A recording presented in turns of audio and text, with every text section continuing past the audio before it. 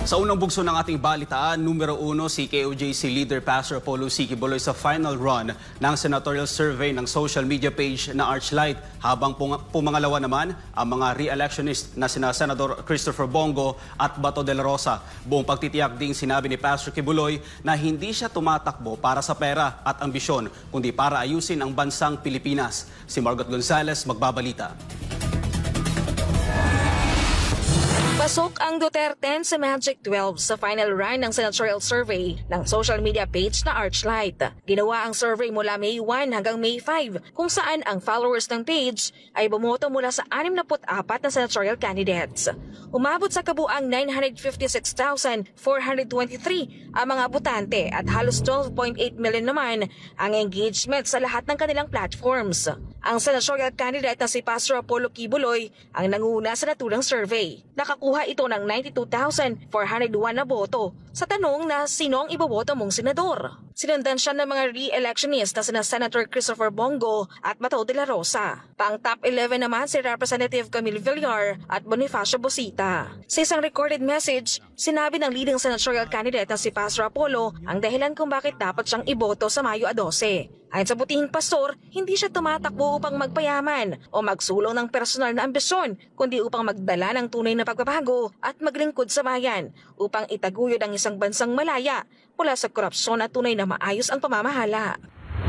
Boto po ninyo sapagkat gusto ko pong kayo ay makaranas ng isang bansa na malaya sa korupsyon at malaya sa mga opisyal na nang-aabuso ng kanilang kapangyarihan at autoridad na ipinagkaloob sa kanila. At aasahan po ninyo ang aking pangakong ito. Hindi po ako pwedeng kainin ng sistema, ng politika. Ako po'y narito para ayusin natin ang Pilipinas at ito'y ipalakad sa tamang daan ng pamamahala. Kaya maasahan po ninyo ang aking pangakong ito na hindi magbabago, hindi ako tumakbo para sa pera, hindi ako tumakbo para sa pabor, hindi po ako tumakbo para sa ambisyon. Samantala, patuloy ang malawakang kampanya ni Pastor Apollo Quiboloy sa iba't ibang bahagi ng Pilipinas sa kabila ng mga pagsubok at hamon na kanyang kinahaharap. Ang mga taga-suporta at taga-sunod ni Pastor Apollo ay hindi matitinag. Hindi lamang sila nanatiling tapat, kundi mas lalo pang tumitindi ang kanilang suporta at pagmamahal para sa butihing pastor. Marami na nagkakaroon ng mas malalim na pangunawa sa mga pagsubok at sitwasyon ngayon ng butihing pastor. Si Attorney Israel Totorion, tagapagsalita ni Pastor Apollo, muling nanawagan sa mga taga-suporta na huwag mawala ng pag-asa at patuloy na magkaisa at magsanib puwersa upang ikampanya ang butihing pastor. Huwag po tayong mawala ng pag-asa. Senatorial frontrunner na si Pastor ngayon kasi naiintindihan na ng mga taong bayan yung mga paratang sa kanya ay wala pong katotohanan. Ito po'y dala ng politika lamang. Kaya nga po, huwag tayong mawala ng pag-asa. Kayod ng kayod, mayroon pa tayo ngayong araw at saka bukas na pwedeng mangampanya. Gawin natin ang lahat para mapaintindi sa taong bayan na kinakailangan si Pastor Apollo C. Quiboloy po sa Senado para magiging fiscalizer siya doon, magiging main warrior against corruption kasi siya rin ang isang tao na napakaloyal sa ating bansa at sa kay Tatay Digong. Hindi niya pababayaan si VP Sara Duterte kung sakaling ma-impeachment or may trial against kay VP Sara Duterte. Ngayong araw natapos na ang cross-examination ng kampo ni Pastor Apollo sa witness ng prosecution. Susundan daw ito ng redirect examination sa May 16 at re-cross-examination. Pagkatapos nito, magpapalabas ng desisyon ng korte kung pagbibigyan na makapagpiyansa si Pastor Apollo. Ayon kay Torion, malakas ang pananalig nila na makakalaya na ang butihing pastor. Lahat naman ay nasa control po ng Poong May Kapal kay Allah Subhanahu wa Ta'ala. We are really very hopeful na makapiyansa, makapost ng bail po si Pastor Apollo C. Quiboloy. Kasi sa tingin namin, the evidence is not strong.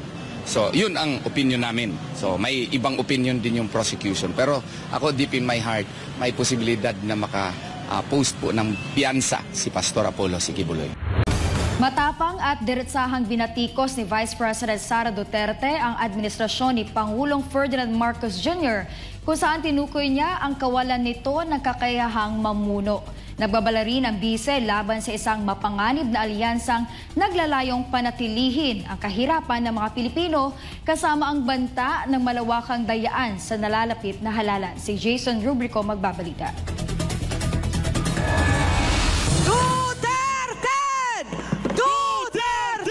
Formal nang itinaas ni Vice President Sara Duterte ang mga kamay ng pambato ni dating Pangulong Rodrigo Duterte, ang tinaguriang Duterten, sa meeting de Avance sa Liwasang Bonifacio. Sa kanyang talumpati, walang paligoy-ligoy na tinukoy ni VP Sara ang ugat ng anyay patuloy na pagbagsak ng bansa.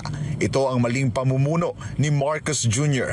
at ang pag-usbong ng isang alyansa na binuo umano mula sa kasakiman at kapangyarihan. Sa kasamaang palad, iniluklok natin ang isang leader na walang kakayahang maintindihan ang tunay na kalagayan ng mga Pilipino. At higit sa lahat, hindi kayang magdesisyon para sa kapakanan ng sambayanan. Pinagbabayaran natin ngayon ang pagpili ng maling leader. Nakikita natin ang lantaran at walang pakundangang paglabag sa ating saligang batas. Dagdag pa ni VP Sara, patuloy umanong umiiwas si Marcos Jr. sa issue ng drug test na naging simbolo ng mga napabayaang pangako ng administrasyon. Malinaw rin ang naging pasaring ni VP Sara sa insidente ng pagdukot kay dating Pangulong Duterte na iniuugnay niya sa kasalukuyang gobyerno. Pinamumunuan din tayo ngayon ng isang taong patuloy pa ring tumatanggi sumailalim sa isang pampublikong hair follicle drug test at nagsinungaling sa 20 pesos ang bigas.